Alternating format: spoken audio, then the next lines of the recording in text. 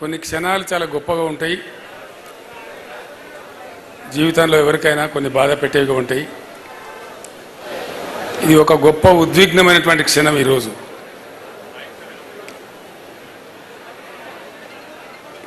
1999లో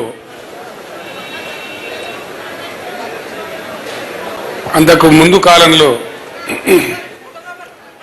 తెలంగాణ అనుభవించినటువంటి బాధ, సమాజమే ఒక భయంకరమైనటువంటి బాగా వస్తుంది కదా, మంచిగా ఉంది, వెనుకకి వినబడతలేదా?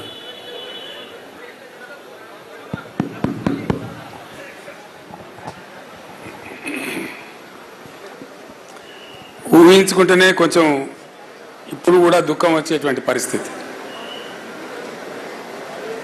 యావత్తు తెలంగాణ, ఇంచుమించుగా మొత్తం తెలంగాణ వరుస కరువులకు, వలసలకు, కరెంటు కోతలకు, ఆత్మహత్యలకు, చేనేత కార్మికుల ఆకలి చావులకు ఒక భయంకరమైనటువంటి దృశ్యంగా, చాలా చాలా బాధ కలిగించేటువంటి, భరించలేనటువంటి అమానుషమైనటువంటి ఒక పరిస్థితికి లోనైన తెలంగాణ.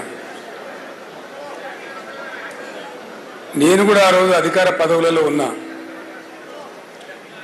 మంత్రిగా పనిచేసిన, ఎమ్మెల్యేగా పనిచేసిన, చాలా సుదీర్ఘకాలం పనిచేస్తాం. ఈ గడ్డ, ఈ ప్రాంతం గతి ఏమిటి? ఒక అగమ్య గోచరమైన పరిస్థితి, ఒక అసహాయ నిస్సహాయ స్థితి.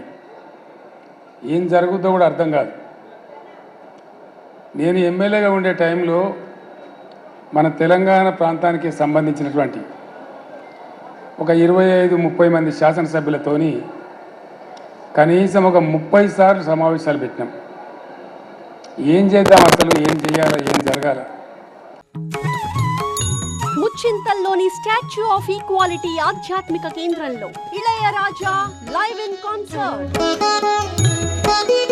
సమత ఇళయరాగం జూన్ 8 సాయంత్రం 6 గంటల నుంచి. Book your tickets on BookMyShow. మన గతి ఇంతేనా? మనకేం నిష్కృతి లేదా?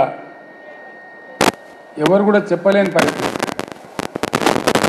ఒక పరిహాసాస్పదంగా తెలంగాణ అంశం మారిన పరిస్థితి.